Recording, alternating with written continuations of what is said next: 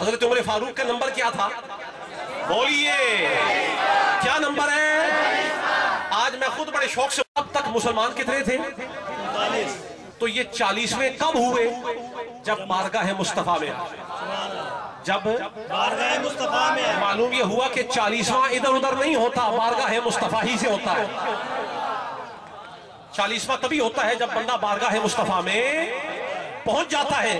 تو معلوم یہ ہوا کہ 40ویں کی عدد پر اعتراض کرو گے تو اعتراض عمر فاروق پر بھی جائے گا۔ اور عمر فاروق ہے کون؟ حضور کی حدیث ہے، حضور نے فرمایا کہ جس رستے پر عمر چلتا ہے شیطان وہ رستہ چھوڑ دیتا ہے۔ شیطان وہ رستہ چھوڑ دیتا ہے۔ آخری بات کر رہا ہوں اور یہ بڑی ہی لذت والی بات ہے۔ جس راہ پر عمر چلتا ہے شیطان وہ رستہ، تو عمر فاروق کا نمبر کیا ہے؟ اب دوسرے لفظوں میں جس راستے پر 40واں ہوتا ہے شیطان اس راستے پر نہیں جاتا، تو معلوم یہ ہوا 40واں مومنوں کا راستہ ہے، شیطانوں کا راستہ ہی نہیں ہے۔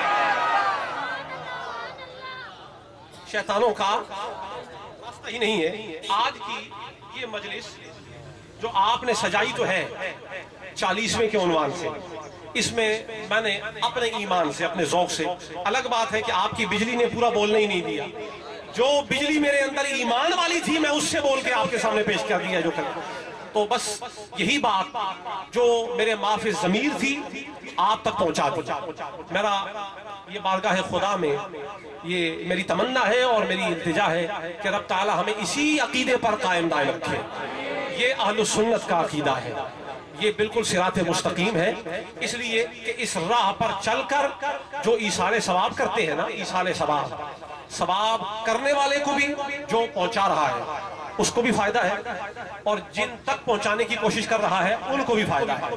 اور اس کی دلیل یہ ہے کہ حضور پاک صلی اللہ علیہ وسلم اپنے صحابہ کے ساتھ ایک مرتبہ ایک قبرستان سے گزرے تو وہاں پر 2 قبروں کو عذاب ہو رہا تھا، 2 قبروں کو حضور نے اپنی سواری جو ہے اس کو توقف فرمایا، سرکار نیچے اترے اور سرکار نے فرمایا کہ صحابہ جاؤ ایک ٹہنی لے آؤ اور اس کی 2 شاخیں کرو، اس کی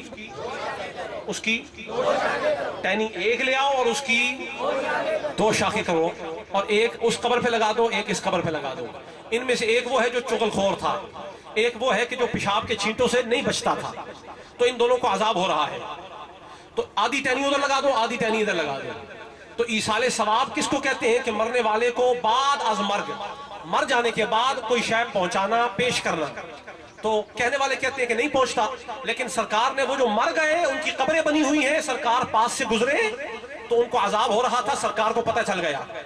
ضمناً کہہ رہا ہوں، جس کی نگاہ مٹی کے نیچے اتنی کام کرتی ہے یہ تو کوئی شے ہی نہیں ہے، مصطفیٰ وہ ہے جو عرش کے پار بھی دیکھ لیتا ہے، دل کے پار بھی دیکھ لیتا ہے۔ یہ ضمناً کہہ دیا تو حضور نے دیکھ لیا عذاب ہو رہا تھا، فرمایا ایک ٹہنی لے آؤ، 2 حصے کر لو، لگا دو، جب تک یہ ہری رہیں گی ان کا عذاب کم ہوتا رہے گا، ان کا عذاب۔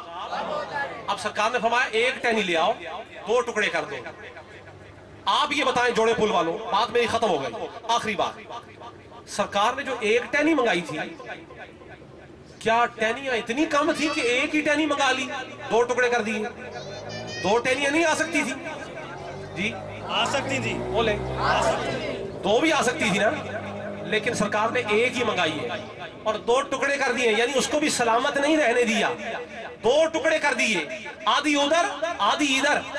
تو اشارہ کیا تھا؟ فرمایا میں ایصال ثواب سکھانے لگا ہوں، اگر چاہو تو دل بھر کے، جی بھر کے ایصال ثواب کرو، وہ بھی پہنچ جاتا ہے، اور اگر توفیق نہ ہو چلو اس کا آدھا ہی کر لیا کرو، تب بھی ثواب پہنچ جایا کرتا ہے،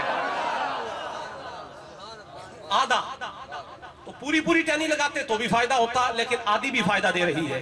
تو اس لیے پیارے صاحبوں، یہ آج جتنی مجلس سجائی ہے نا، اگر کوئی مر جائے تو چلو اتنی سجا لیا کرو، اگر اتنی نہ بھی ہو تو ٹہنی آدھی کرنے سے پتا چلتا ہے کہ اس کی آدھی بھی کر لیا کرو تو بھی ثواب ہو جاتا ہے۔ بس میں یہی التجا کرتا ہوں کہ اللہ تعالیٰ مجھے بھی اور آپ کو بھی حضور کے عشق میں اور معرفت میں قائم رکھتے ہوئے ایصال ثواب کے اسی عقیدے پر قائم رکھے، اور